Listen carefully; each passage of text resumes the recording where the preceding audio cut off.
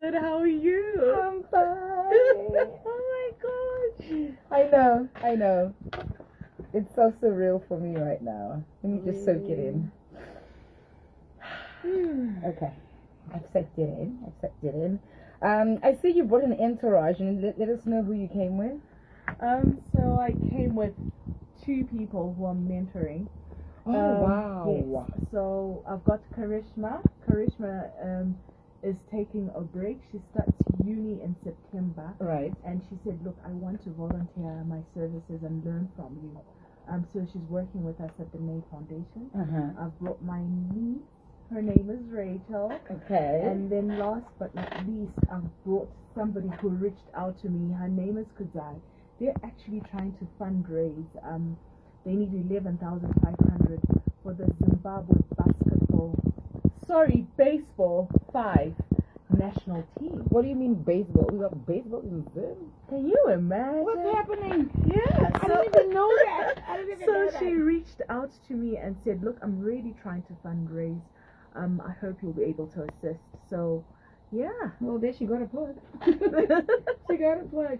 All right, we're about to speak to Sylvia. She is our She Diaries guest today. Shout out to all the pulsers who are writing to us on our WhatsApp platform 0719 104.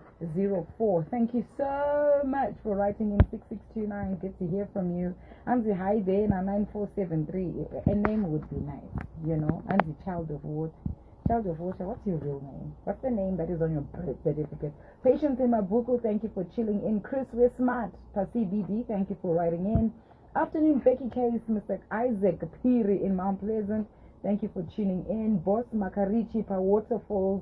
Mama Madison Jr., thank you for writing in. 4847, thank you for writing in. It'll be good if you put your name, guys, so that when I give the shout out, I know exactly who I am shouting out to. Now, Sylvia's profile is quite big. It's dynamic, all right?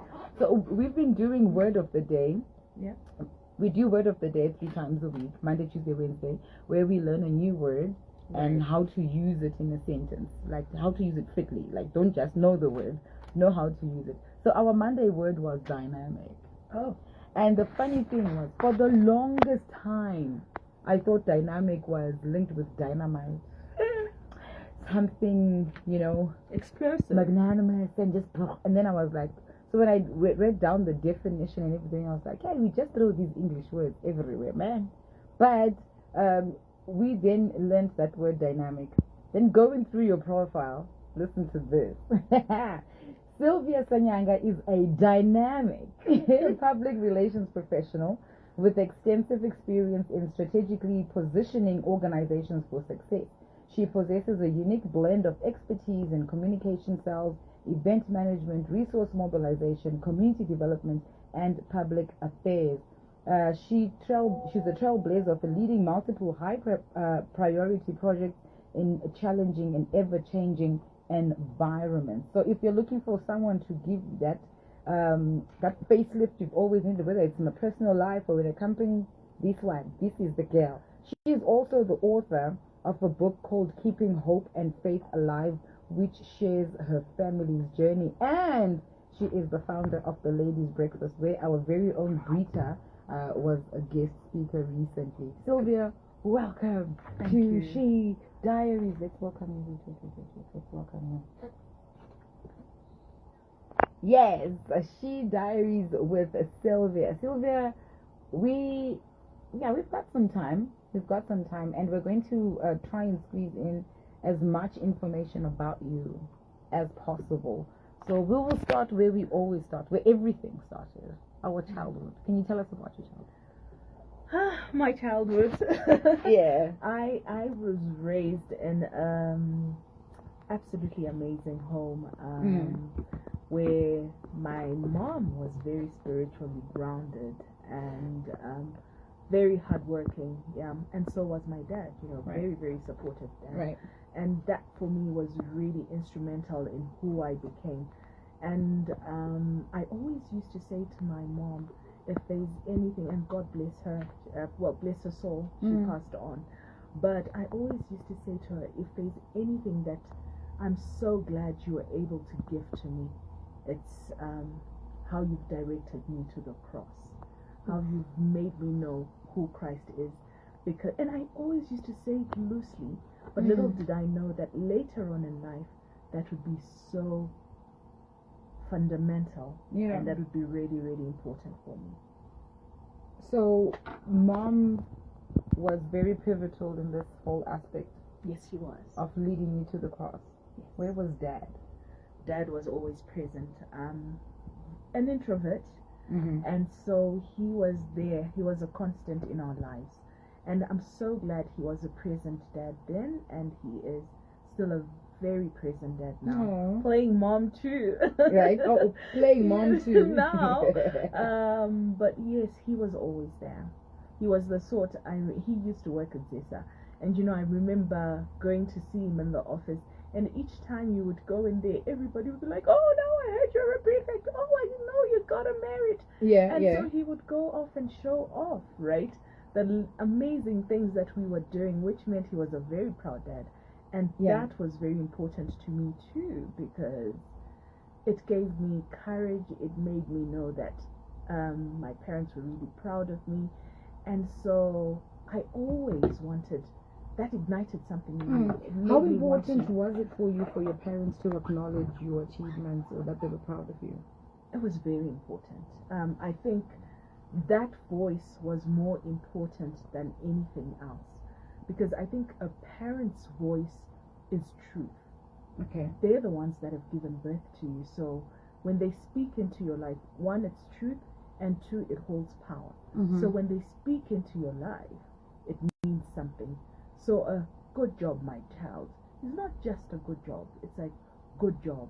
You're doing well. I see you. I love you. I am rooting for you. And in the same breath, if there's negativity, it rings true, even though it might not be true. So if your father then says, Urizilofo, for example, that hits differently than what any random person would say. So that voice to me was very, very important because it formed who I was. They kept telling me that I was a star. And anytime I did anything exceptional, they would go out and tell the world. And so it ignited something in me all the time. I always wanted to then achieve more and make them proud. Speaking about a star that sparked in you, was there a pivotal moment in your childhood that you remember that made, like, it gave you that light bulb moment, like, ding, like, I'm going to be a big somebody one day. I'm going to be great. I'm going to do great things. Yes. So that there was. Yes. Yeah. I look back and I think about my own life, and I'm thinking, where? Maybe it happened and I missed it, and I don't know. So I find it quite fascinating when I hear other people saying, oh yeah, definitely, absolutely. Yeah. I know this part. This is what happened. So what happened? I remember grade 7. I had way. I Grade 7? Yes. I had never played hockey, right? And I didn't have anything to do. I was waiting for my friend who actually played hockey. Right. And so the coach, I remember his name was Coach Jerry. He's like, you know what, come and join everybody and see if you'd like to play. Okay. He knew me from swimming. I was quite the swimmer. Okay. So I was like, oh, okay. So there I am. We practice, and then after practice, everybody's sitting down, and then he says, so next week, we've got a match here, Yeah. We are looking for our team captain. So who should we choose as team captain? And everybody said Sylvia. Come on now, you were a visitor. My point exactly. And I'm like, what? And yes, they actually made me team captain. And from then on, I started getting leadership roles left, right, and center. Even as I went through high school, I was that girl with badges all over. I hated those girls. I know. Yeah, but for me, that was, hang on, here's something. And as more leadership roles came through, I kind of understood my assignment. It was to lead, but more importantly, to serve. Okay, stop dropping nuggets. It's too early. It's too early to be dropping nuggets, Sylvia. Hold it. So you knew you were going to be in leadership, but more importantly, to serve. Yes, because leaders serve. That's what I believe. You're a leader to to serve. Okay, they should be serving, but I've noticed a different type of leadership developments in the past years. They have defined them differently. You know, like how they characterize certain leaders as autocratic, and some are very, like the servers. Some are democratic, and some are just like, I just do, very laid back. But you can tell they still get things done. But the whole serving aspect of it, female leaders. Let's talk female leaders. What should a female leader look like? Because you are one. What has kept you afloat and above, and also being able to have other women submit to you, or men even sometimes, the whole aspect of being able to delegate and not get snapbacks, or maybe you do, and how do you handle them, female leadership? I think it's really about you. You need to know yourself and understand that you're enough.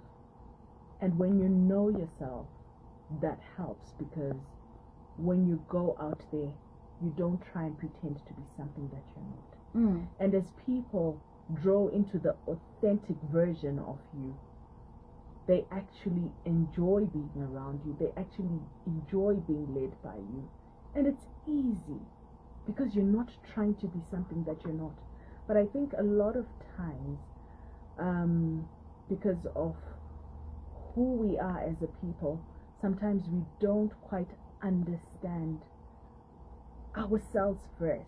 And when you don't do that, it's difficult to then understand the next person, and more importantly, to lead. And so I've found that being an authentic version of myself has helped me. I am in touch with who I am, what I feel. I know I am enough, and I know what I have to give out to the world. And for me, if somebody doesn't accept it, if somebody doesn't appreciate it, it's well and good. But it's trying to fit certain boxes every single time and reinventing yourself that becomes really, really difficult. So just be an authentic version of yourself. And being authentic to yourself means being true to yourself. Like, tell yourself the truth. Yes. That's hard. Yes. Because at times when you tell yourself the truth, you discover the things that you thought you knew, you don't even know. And then you have to then improve and work on that. But I'm a leader, I can't be seen to be failing. But you should know that you're not perfect. Okay. And it's okay for you to fail. Okay. Right? And in failing, you actually learn a lot that will help you improve. And as you're leading, it's also very, very important to understand that you're not the start and end of everything. So surround yourselves with people that are also knowledgeable. That will be a great support system to you. So when you actually go out there, you look like you've got it together, but really, you just have an amazing team. Yeah. Ooh. Handpicked. Yeah. That's there to support you.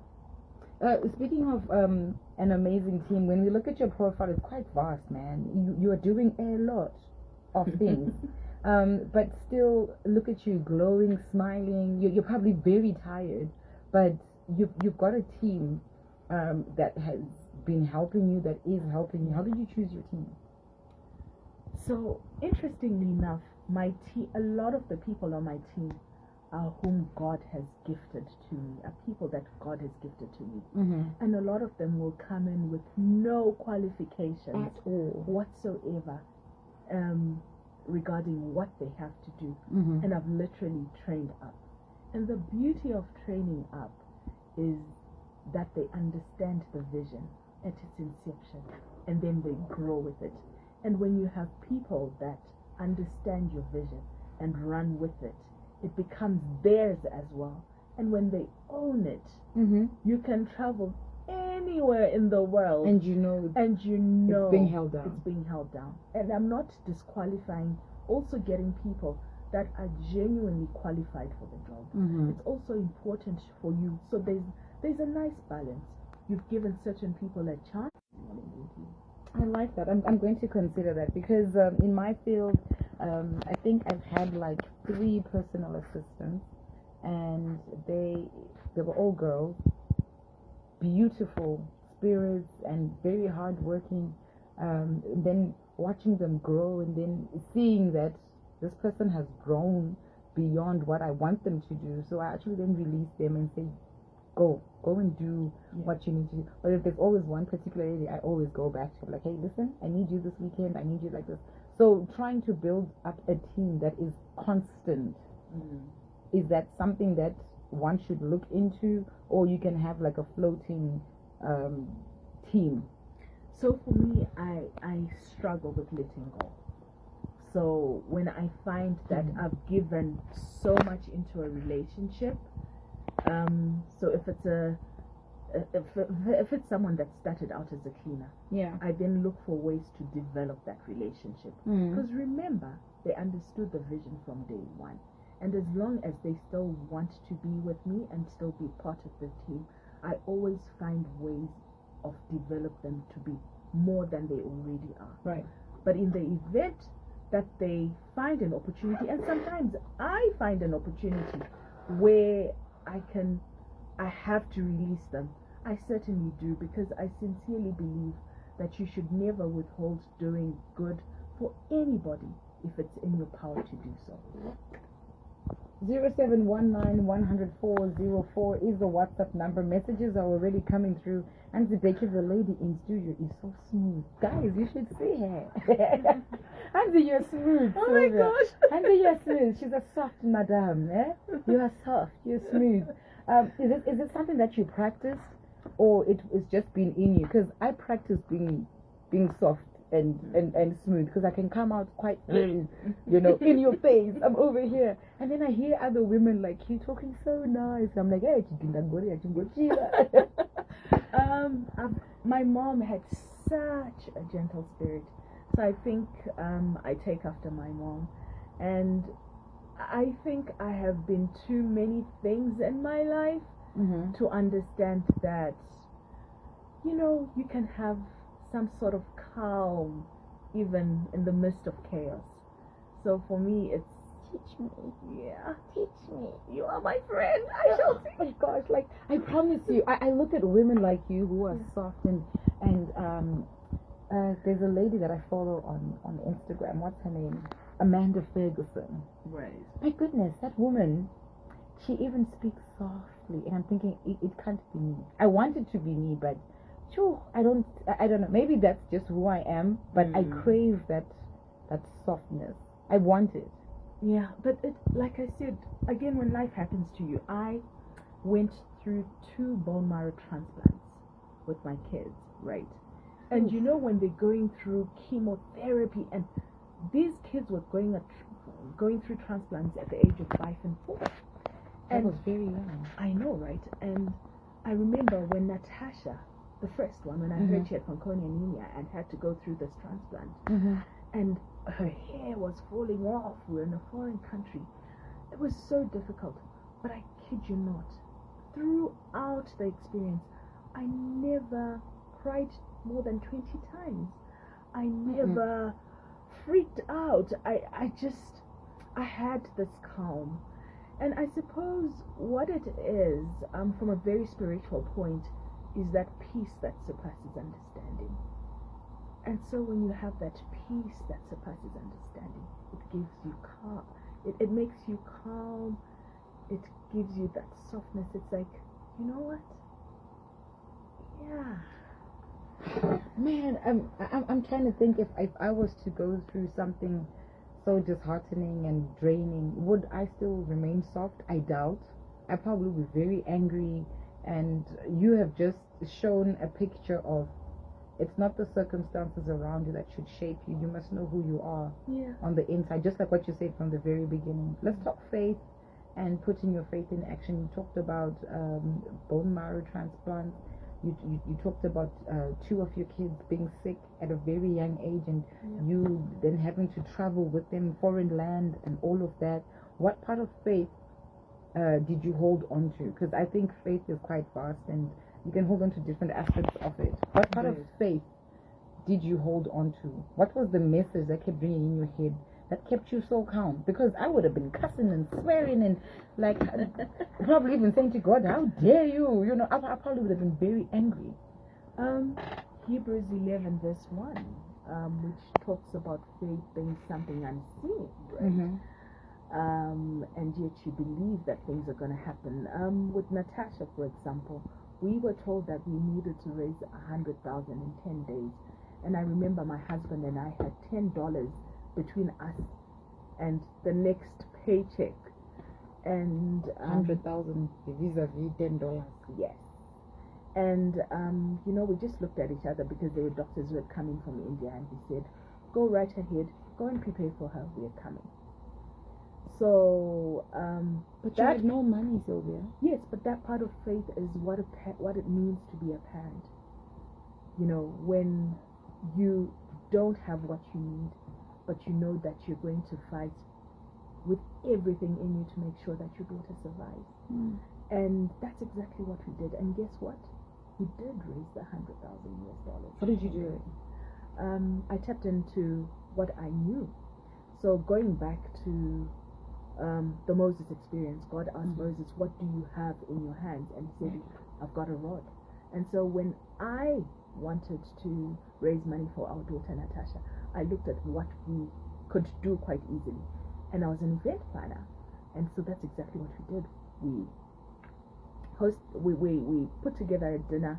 Friends of mine in the industry came together. Some would bring in chairs. I remember Oliver Mtukudzi. I'd done something for Oliver Mtukudzi's 60th. I'd done his decor. So when I said, Baba, this is what we're going through, he said, Wanango, I'm going to come and help you. And he actually did a video appealing for funds for Natasha. And he came to the event. I remember Ja Praiser was there, Cynthia Maris, Salma Mtukudzi. It was such an amazing dinner, right? And at 9 p.m. we had raised 25,000. We were supposed to leave on the Saturday, and this was a Thursday. Then somebody called us outside and said, look, there's someone who is anonymous, who wants to remain anonymous, who was waiting to get clearance from India. They've paid for the full transplant. What you've raised in here is what you're supposed to. So it was 45,000 for the transplant. 35,000 would have been for the donor if Natasha's brother, who was 3 years then, was not a match with his sister. Wait a minute, you wanted to? Oh my goodness! Yes. At 3. Yeah, he donated his stem cells to save his sister's life. At 3. Are you trying to make us cry? Yeah. Well, I don't know, but again, it speaks to faith. You were talking about faith. Faith of a mom and a dad who wants to save their child, to the point that they take a 3-year-old child with the hope that coming out of it, both of them will still be okay and alive. And we did it. We went to India and we did it. Natasha got her transplant, albeit the falling of hair, the bouts of diarrhea that come with the chemotherapy, right? And then we came back because we always wanted to have 3 children. Again, through faith, I fell pregnant and had this bouncing, beautiful baby boy. But I remember the doctor coming to me and saying, very, very nervous. He had before been my gynae for the 2 children, so he knew our family and what we had gone through. And he said, Amai, congratulations, you've got a baby boy. Unfortunately, he's got club hands and he doesn't have thumbs. And I remember in that moment thinking, God, after having gone through a bone marrow transplant, 5 months with my child in a foreign country in hospital, I didn't ever think I would ever have to go through anything more difficult. And yet there Nathan was. And I've seen Nathan. He is such a bubble of joy. He even plays video games. Of course and he's like, no, you're cheating. and so I looked at this child, and again my faith set in, and I was like, you know what, God, you've given me this child for a reason. And we called him Nathan. We named him Nathan, and Nathan means God's gift. And oh my gosh, that child has been a gift, right? But as we were going through the journey, 3 weeks after his birth, his brothers and his brother and his sister would be screaming in the house while he was sleeping, and we picked up that something was amiss, because naturally a child would wake up. So he went for hearing tests, and they discovered he had severe hearing loss. Man, so weird. And then on top of it, so they said, okay, let's just do a full body checkup to see if there's anything else that's amiss. And they discovered he had one right kidney. He didn't have the left kidney. And I was going through all these you are a real emotions. Christian, Sylvia. You know what I mean? You are an example of what a believer is and should be, because under any other circumstances with people, they would have been like, God, what? God, where? And all. But here you are still talking about God and still holding on to Him. If you were to give your life a title, what title would it be?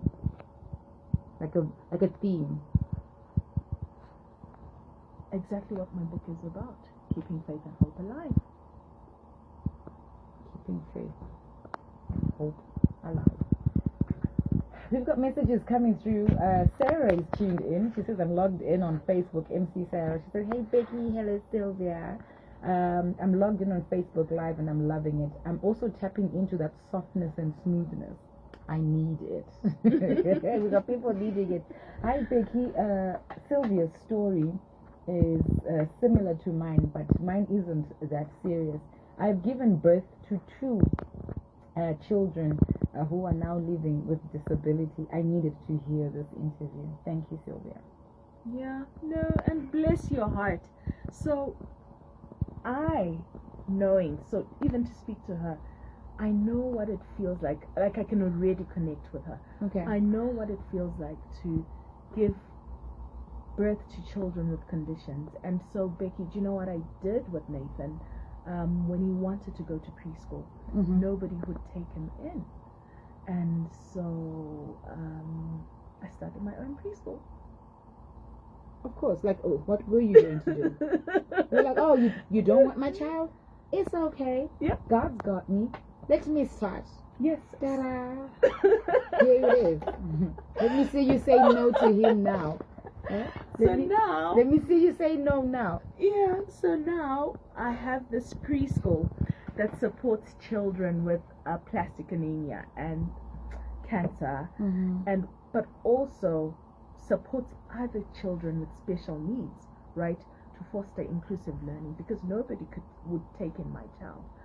But I believed that just because he looked different and he didn't have thumbs, that didn't take away from who he was as a being. Without thumbs, Nathan at that point was able to do his shoelaces. He was very clever. He was doing anything that any other child was able to do. And so we pretty much said, look, hang on, thumbs are overrated. Who needs thumbs? Who needs thumbs? You know. And let's support Nathan in this journey. And what that has done is it has also helped me support other children. I have this beautiful child. He cannot speak. He sort of hums what he wants to say, but he had a cleft lip surgery. And as we were doing nursery rhymes at the end of the year when we had the school play, you should have seen how happy his family was, because he had found a place where he could be nurtured, where he was loved and understood. So I completely get the mom who's just written in. I just want to say, you're amazing. You're amazing. Continue to love on those kids. Continue to understand that God chooses his toughest battles for his toughest soldiers. Somebody once said to me when I gave birth to Nathan that our children choose us before we are born. So they actually know that if, for example with Nathan, that I would be the best mom for him, and I kid you not, I absolutely love that child. He has thrived so much, and so I sincerely believe it. We got 2 minutes before we wrap this up. I'm going to say a sentence and then you're just going to finish it off. Okay. All right. When God leads, everything aligns. Truth. And yeah, he says, I know the plans that I have for you, plans not to harm you, but to give you hope and a sound future. A sound future. All right, pastors, that was Sylvia. With the time that we have left, you can still continue to send through your messages, your comments, questions, or contributions. This is She Diaries, and we had Sylvia Sanyanga with us in studio as our She Diaries guest. Her story of faith is absolutely amazing. Where do we find your book? So I've run out of copies. No way. Yeah, I've run out of copies. It's selling fast. Yes, well, it's selling fast, but I'm also giving it away real fast. And so for me, actually, I should appeal. If there are people who believe in what I'm doing, please don't hesitate to reach out to me. Yeah. So that we can produce more books. Mine is a book that's very difficult to sell sometimes, because if you find a person that's going through something, you cannot say to her, I know you're going through something difficult. I've written a book for $25. I can help you. So a lot of it, I think it's a book that I wrote out of ministry, and I give a lot of copies away. But if somebody would like to assist, just buy a bunch of books. Buy a bunch of books. Help us print more. Yeah. It'll be nice for them to reach out to me. Sylvia, thank you so much for coming through. I'm looking forward to doing more things with you, because what you started here, I see God doing big things with you. Thank you so much for coming through. No, it was wonderful having you, and it's always, when I'm with Becky, it's tons of fun, because she's such a beautiful person, beautiful inside and out. So thank you very much for having me. Thank you. I'm now going to take us to the news very softly, like Sylvia. Thank you for joining us on Capital 100.4 FM. It's Heartbeat. You tune into the pulse. BeckyK is the name. It's 1 o'clock.